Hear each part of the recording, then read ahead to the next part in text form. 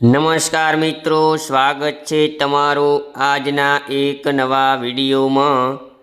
આજે આપણે વાત કરીશું કે અત્યંત લાભદાયી એવી પુત્રદા એકાદશી ક્યારે છે, શું છે તેનું મહાત્મ્ય।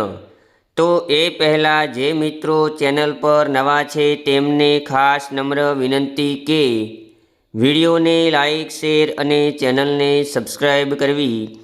તો ચાલો શરૂ કરીએ આજનો મહત્વપૂર્ણ ધાર્મિક સ્ટોરી વિડીયો।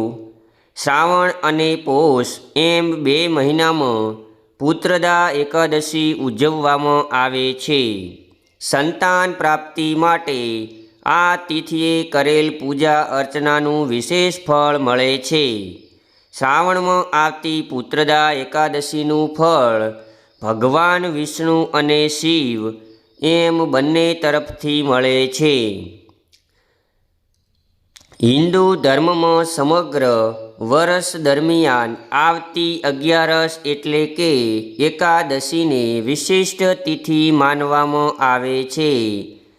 તેમાંય શ્રાવણ મહિનાના શુક્લ પક્ષના આવતી એકાદશીને પુત્રદા એકાદશી તરીકે ઓળખવામાં આવે છે અથવા પવિત્રા એકાદશી તરીકે સમગ્ર ભારતમાં ઉજવવામાં આવે છે। સંતાનની પ્રાપ્તિ અને તેમના રક્ષણ માટે પુત્રદા એકાદશીનું વ્રત કરવામાં આવે છે। પુત્રદા એકાદશીના દિવસે કરવામાં આવતા પૂજા અર્ચના અને ઉપવાસનું ફળ ભગવાન વિષ્ણુ અવશ્ય આપે છે। વળી આ એકાદશી શ્રાવણ મહિનામાં આવતી હોવાથી ભગવાન શિવજી ના પણ આશીર્વાદ મળે છે। વર્ષમાં 2 વાર આવે છે પુત્રદા એકાદશી।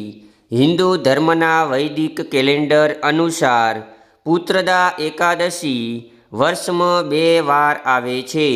પહેલી પુત્રદા એકાદશી શ્રાવણમાં અને બીજી પોષ મહિનામાં આવે છે।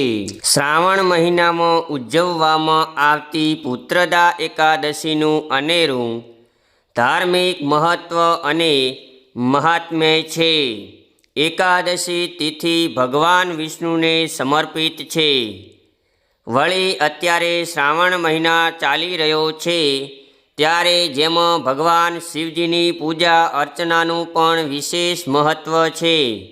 આ સંયોગમાં શ્રાવણની પુત્રદા એકાદશી પર ભગવાન શિવ અને વિષ્ણુ બંનેના આશીર્વાદ મેળવવાની તક મળે છે।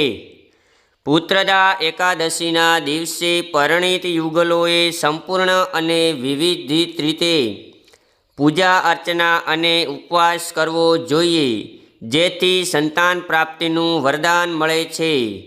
આ સાથે ભગવાન વિષ્ણુ અને શિવ તેમના ભક્તોને સુખ અને સમૃદ્ધિના આશીર્વાદ પણ આપે છે।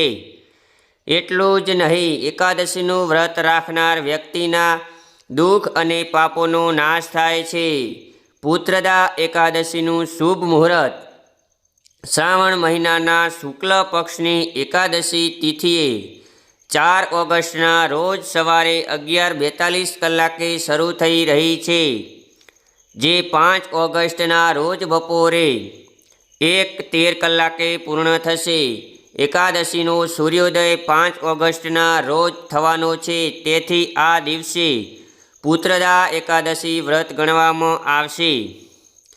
આ દિવસે જ્યેષ્ઠ નક્ષત્ર સાથે રવિયોગ પણ રચાઈ રહ્યો છે। આ સાથે બ્રહ્મ મુહૂર્તમાં સવારે 4:20 થી 5:02 વાગ્યા સુધી અને અભિજીત મુહૂર્તમાં બપોરે 12 થી 12:54 કલાક સુધી રહેશે, જે શ્રેષ્ઠ મુહૂર્ત માનવામાં આવે છે। આ સમય શુભ કાર્યો અને પૂજા માટે અનુકૂળ માનવામાં આવે છે। આજે રચાતા ગજલક્ષ્મી યોગમાં આ રાશિના જાતકોને થશે વિવિધ પ્રકારના લાભ। તો મિત્રો, આ વિડીયો જો તમને ગમ્યો હોય તો વિડીયોને લાઈક, શેર અને ચેનલને સબસ્ક્રાઈબ કરવાનું ભૂલશો નહીં। ફરી મળીશું એક નવા વિડીયો સાથે। ત્યાં સુધી સર્વ દર્શક મિત્રોને પુત્રદા એકાદશીની હાર્દિક શુભકામનાઓ। જય શ્રી કૃષ્ણ, જય માતાજી. આપનો દિવસ શુભ રહે. આભાર, ધન્યવાદ.